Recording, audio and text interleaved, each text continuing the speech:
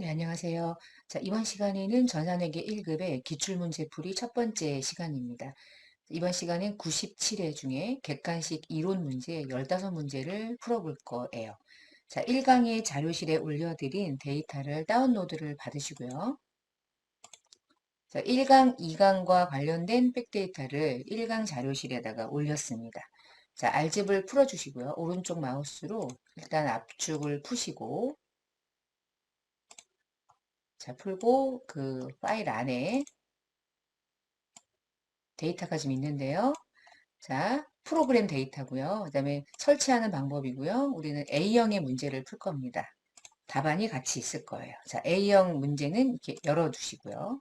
열어주시고, 자, 두 번째 하실 일은 DB를 설치할 건데요.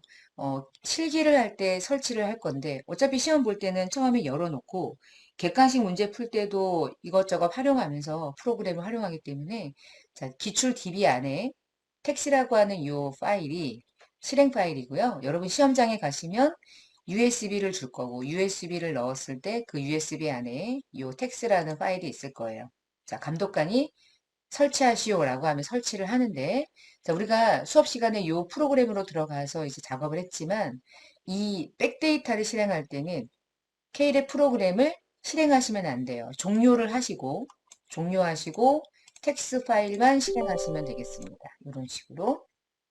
자, 그럼 들어갈 때요, 이렇게 수험번호를 입력하라고 떠요. 근데 수험번호는 여러분에게 여러분이 가지고 있는 요 97의 설치는 이렇게라고 하는 파일을 열어서 보시면 회계 1급은 수험번호가 211111112로 등록을 하시면 되겠습니다.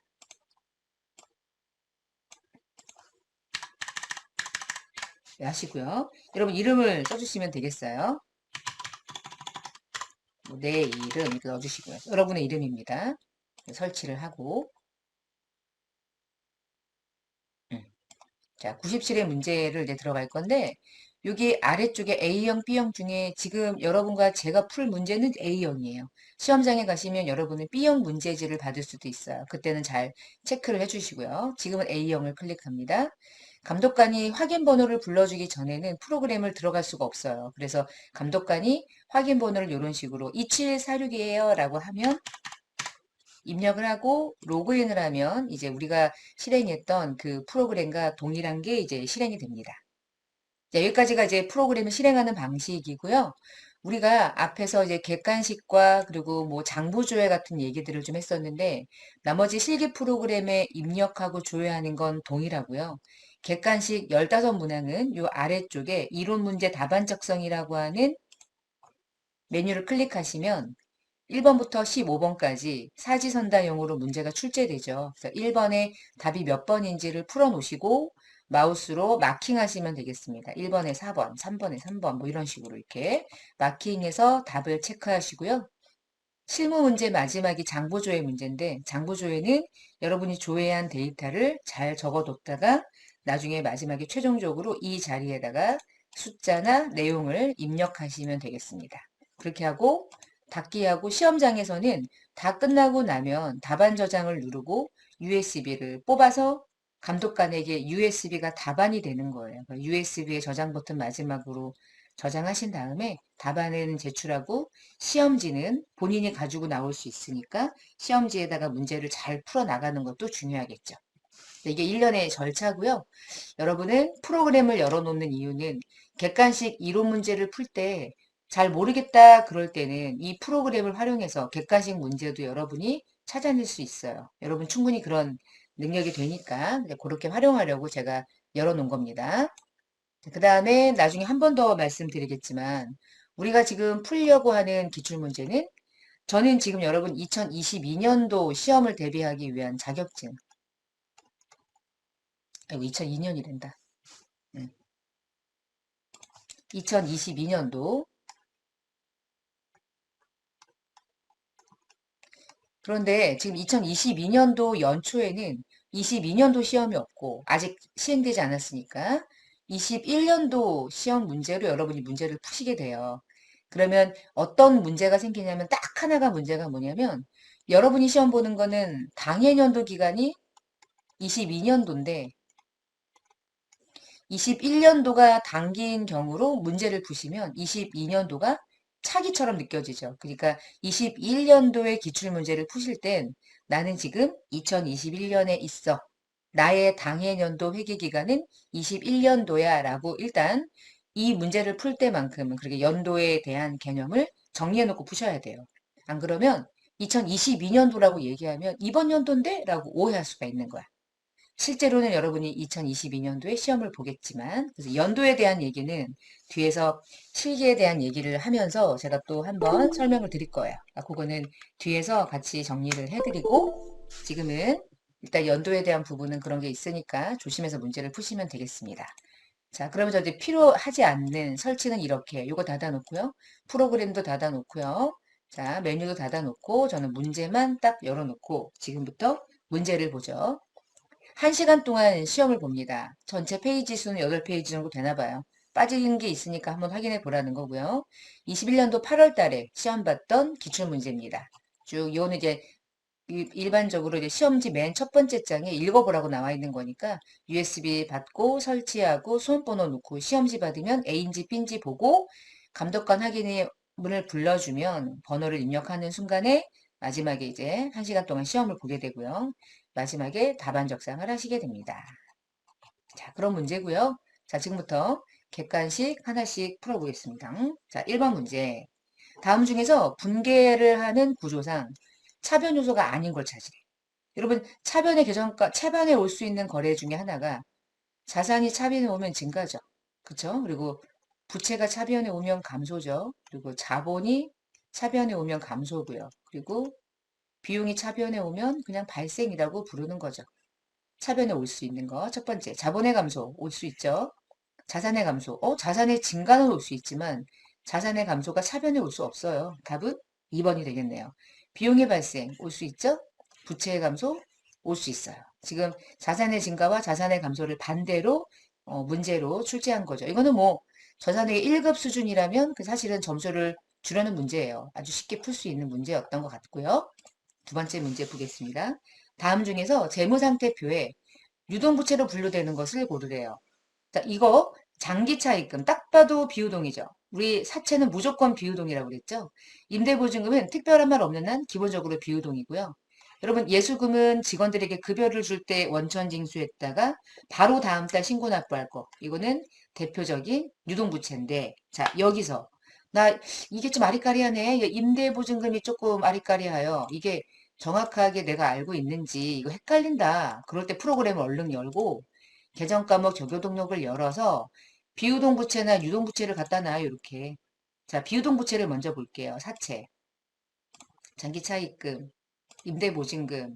딱 봐도 비유동이 붙어 있죠. 자, 유동 부채 안에 예수금 달라붙어 있죠. 자, 이렇게 찾을 수 없냐? 이 얘기죠. 이렇게 찾아서 정확한 정답을 찾을 수 있다면 프로그램을 반드시 보라는 거예요. 이거 안 보고 그냥 내가 머리로 푼다. 좋은 거예요. 좋은 건데 도움을 받을 수 있는 게 있으면 한번 보시라고요. 시험 보기 전에 미리미리 활용하는 실력을 좀 갖추시라는 뜻이에요. 자, 세 번째. 21년도 결산을 한대. 21년도가 결산이고요. 재무상태표에 현금 및 현금성 자산으로 표시될 금액을 구하시오. 우리 공부했던 거죠. 자, 통화증권은 대표적인 현금 및 현금성 자산에 들어가고요. 매출채권은 별도의 채권으로 분류되는 거죠. 현금으로 분류되지 않아요. 이건 X. 단기금융상품 중에서 최대길로부터 만기가 3개월이래.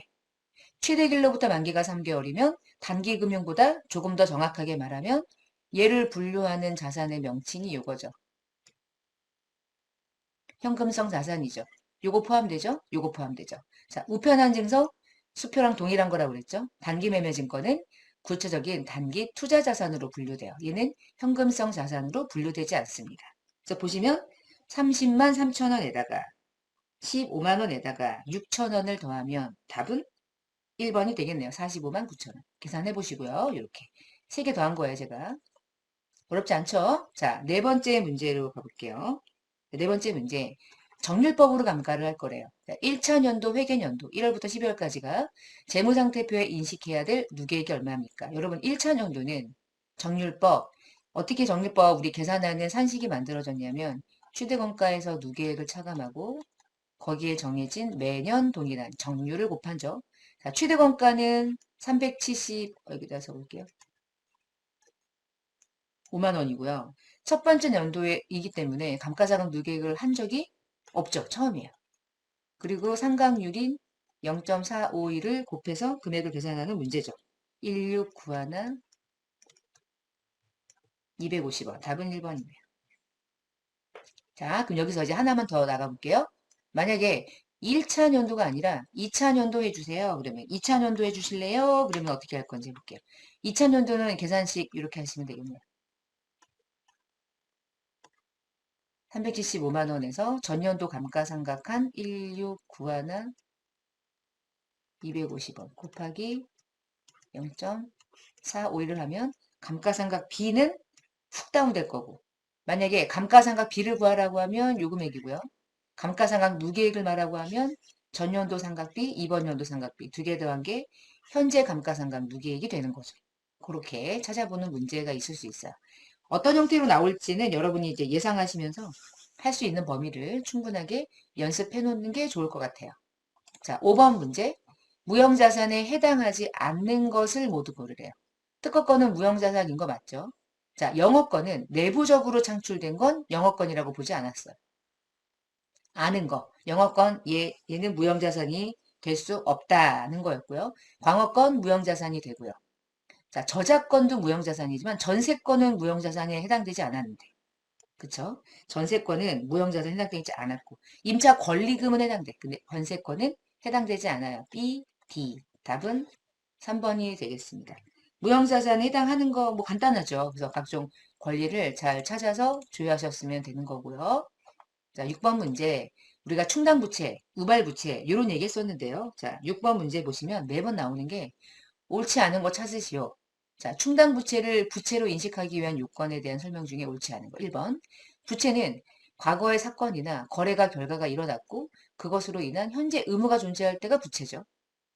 그 의무에 대해서 신뢰성의 금액을 추정할 수 있어야 되죠. 왜냐하면 추정액이니까. 우발부채도 충당부채가 포함되기 때문에 재무상태표에 부채도 인식한다. 강조했는데 우발부채는 부채로 표시하지 않는다. 틀린 설명. 당의 의무를 위하여서는 당연히 자원이 유출될 가능성이 상당히 높겠죠. 돈이 나가야지 부채인 거예요. 돈이 나가지 않으면 부채라고 말할 수 없죠. 틀린 것은 3번이었고요. 정말 많이 나와요. 우발은 어떠한 경우도 우발은 장부에 부채든 자산이든 인식하지 않아요. 자, 7번 문제. 회사가 증자할 때 발행하는 가액이 100이 액면가액을 초과했대요. 예를 들어서 20을 초과했대. 주식을 발행할 때 발행가액이 액면가액을 초과했대. 그럴 때 잡는 계정과목이 우리가 실제로는 계정과목으로 분류하면 주발초고요. 그 주발초가 분류되는 계정은 자본 잉여금이 되는 거죠. 답은 3번이 되겠습니다.